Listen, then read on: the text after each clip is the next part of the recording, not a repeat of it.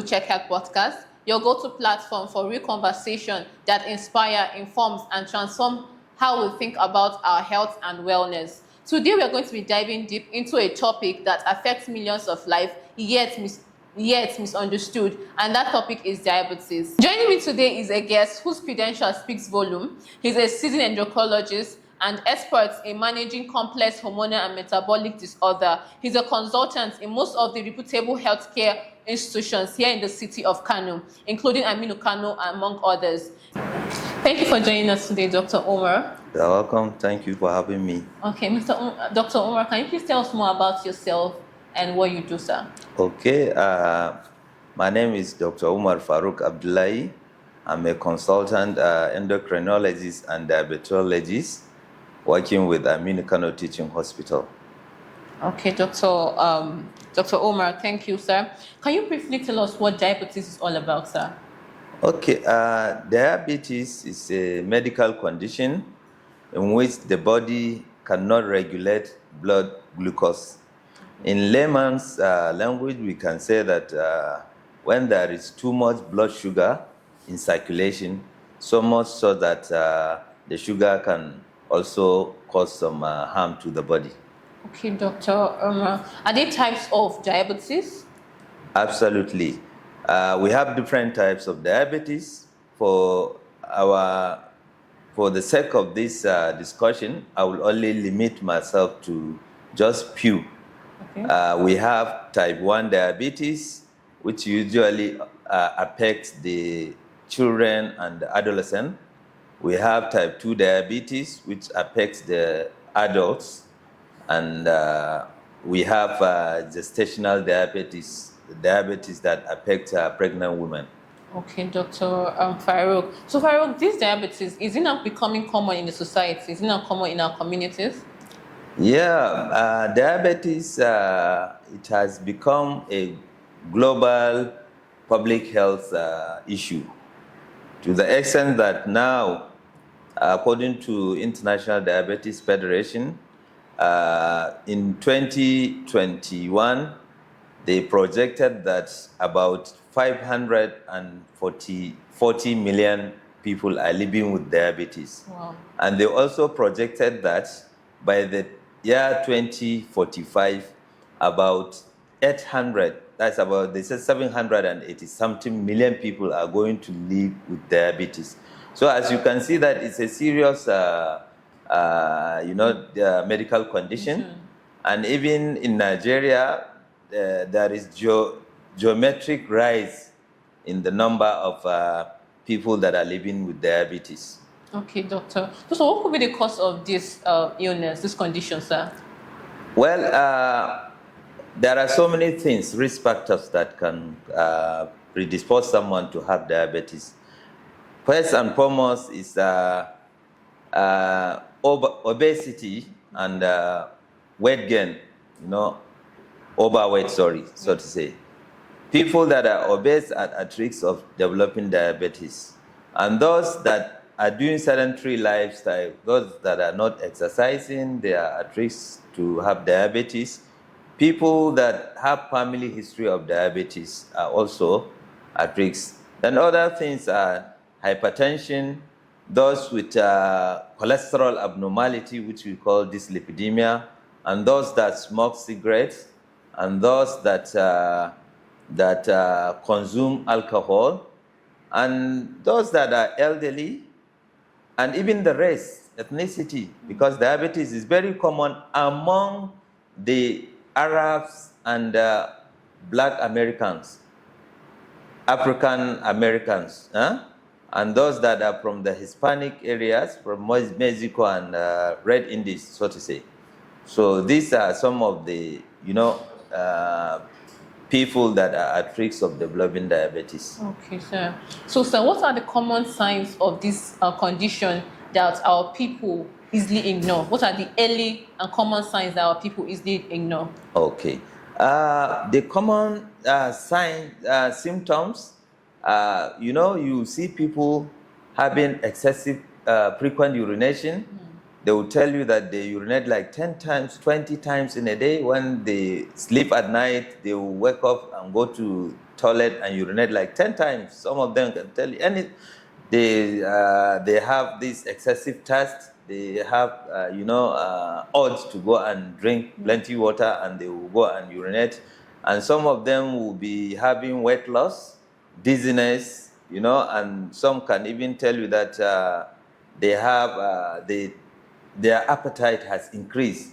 So these are some of the symptoms. Others, like people that are pregnant, they can have this, excessive vaginal discharge and itching. They will be, delivering big babies that are more than 4.5 kilograms.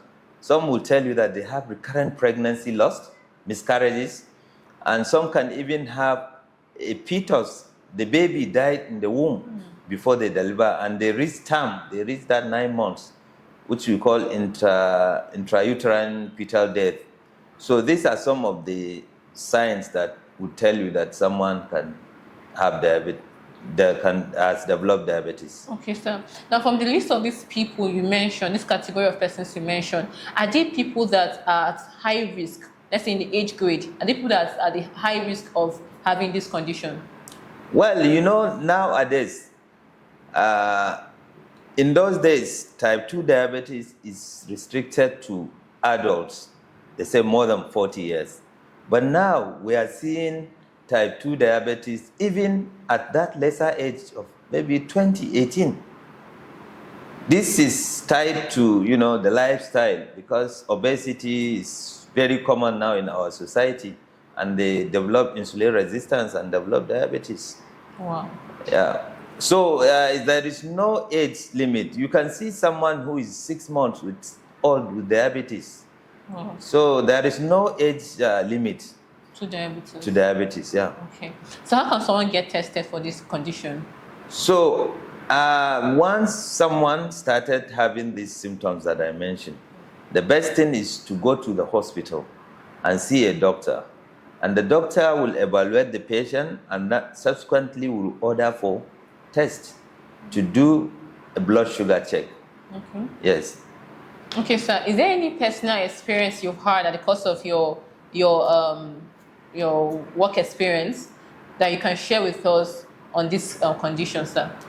Well, the personal experience is that most of the patients that we usually see, they were brought to the hospital unconscious.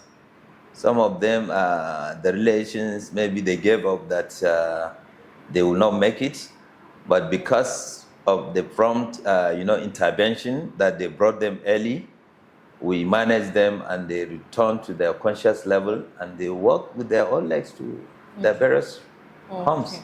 That means this condition can be detected very early. Absolutely. So how can we do that, sir? By going to the hospital and do some tests. That means it's very important to do regular checkups. Absolutely. Okay. Regular checkup is the key. So is diabetes reversible? Is it curable or just manageable? Well, diabetes is not really reversible. It's not a disease condition that can be cured. But it's a disease condition that if someone has done the right thing, he can live with it for a longer period of time without any complication. Okay. So what are the lifestyle changes that can help manage it? So the lifestyle is what we call that someone should engage in exercise, regular exercise. At least the minimum is 150 minutes in a week. So one can divide it into 5 days. 30 minutes for 5 days, or 50 minutes for 3 days.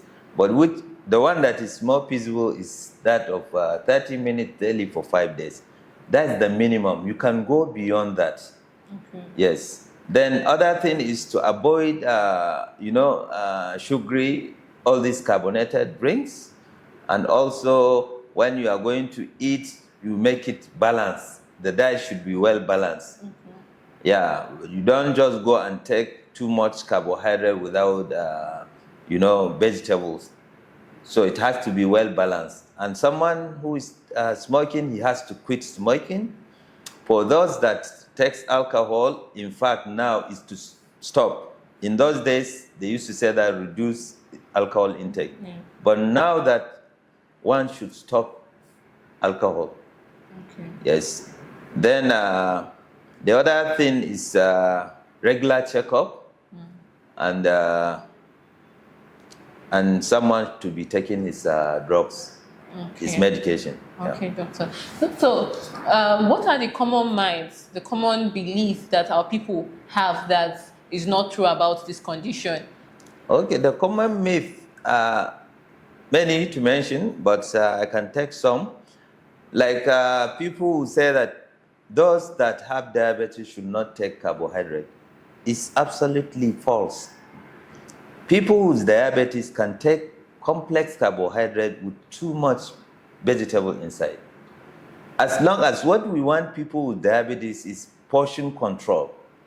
You are not expected to go and eat to the full. You take small quantity with large volume of vegetables. So the size of the vegetables should be twice the size of rice, should be twice the size of pasta, should be twice the size of macaroni, so to say. Mm-hmm. So there are so many policies about diet that we're told that to the diabetes patient, not to take yam, not to take Irish potatoes, not to take sweet potatoes, not to take plantain. All this one can be taken by someone who has diabetes, but portion control is the most important aspect, and with vegetables. For plantain, it has to be ripe. You can't go and take ripe plantain and you expect your sugar not to rise. Mm-hmm. And even the yam should be small quantity. You can eat pounded yam, you can eat eba, you can eat all this pupu and other things, but it has to be portion control. And another thing that people are saying is beans, issue of beans. People are saying that beans is protein. It's not true, because 60% of beans is carbohydrate, only 30% is protein. So you can imagine that people are saying that beans is protein when 60% of it is carbohydrate. So the most important thing is that portion control and then adequate vegetables. Wow. Okay, doctor. Yeah. Thank you so much, doctor. And there are other myths that people with diabetes, only type 1 can take insulin. It's not true. There are other things that can, change the decision of a doctor to place a type 2 diabetes patient on insulin. For example, if the glycated hemoglobin, the sugar level that we measure for 3 months, it gives us the cumulative value in a digits that in a percentage. So if the sugar is more than 10%, the glycated hemoglobin, one has to be on insulin.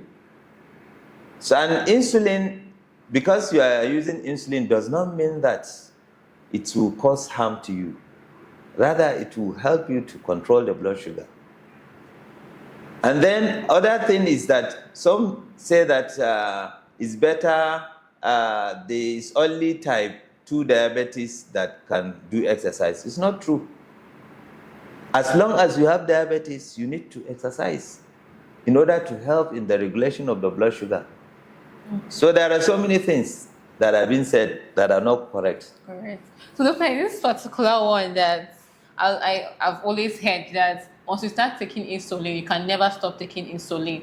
What is your counsel to people saying this? And because of that, some people they will not agree for you to apply that to them. They will refuse. When the doctor is telling them that you have to take insulin, and they'll say, no, please, I can't, and all of that. What's your advice? Okay. So, it's absolutely incorrect. For someone who has type 1 diabetes, this particular patient, the body cannot produce insulin.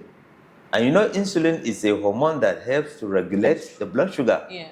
So this set of patients, they are going to be on insulin for life.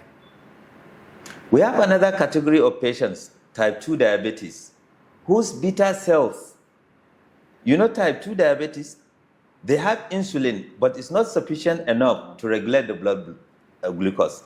But they can do well on oral drugs. But there will come a time that these oral drugs will not work. What we call beta cell exhaustion, meaning that the beta cells have stopped working. So he needs insulin. So this category of patient will also be on insulin. And you can bring patient who is unconscious to the emergency. This particular patient must be on insulin. But as when he regained his consciousness level, he started taking oral, he would take the insulin off and reverting back to his normal routine drugs. So it's not all category. And someone who is pregnant, we place them on insulin. As long as they give birth, we take the insulin off. Okay. So, sir, what can the average person do to reduce the risk of diabetes? The average person, someone who has the family history of diabetes and who is, you know, adding weight.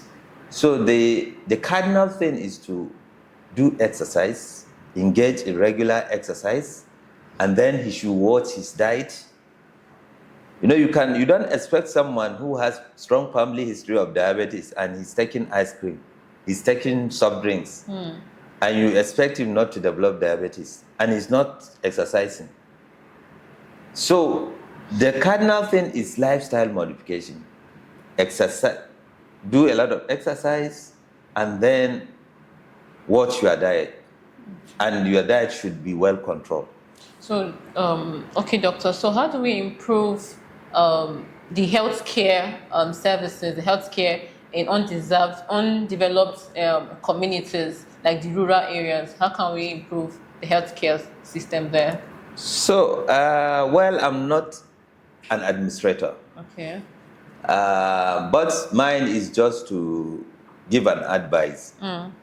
So the way that we can improve the healthcare services in rural, especially in diabetes, we're talking about the diabetes in rural area, is that the government first is education, health education, through health talks, you know, TED talks and other things. And then the government should provide, manpower. There should be doctors, nurses who are, diabetes. They have education, and the nurse education that have diabetes education, and the doctors, and also to provide drugs and glucometer so that to monitor the blood sugar. And they should also employ dietitians so that to help in, managing the patient. Okay. Thank you very much, doctor. So, doctor, if you had to leave our listeners with a powerful message or to give them an advice, what would that be, sir? My message is that know your numbers, control diabetes, and live your life to the fullest. Early detection and a good control makes all the difference. Thank you so much, doctor. You're welcome. Thank you for honoring our invitation, sir. All right, so it's my pleasure having you. Thank you. Just like Dr. Omar just said, early detection saves life. Early detection saves us from a lot of things. So know your numbers today, and that's why Boodcheck is here to help you know your numbers. Thank you for joining us today. See you in our next episode.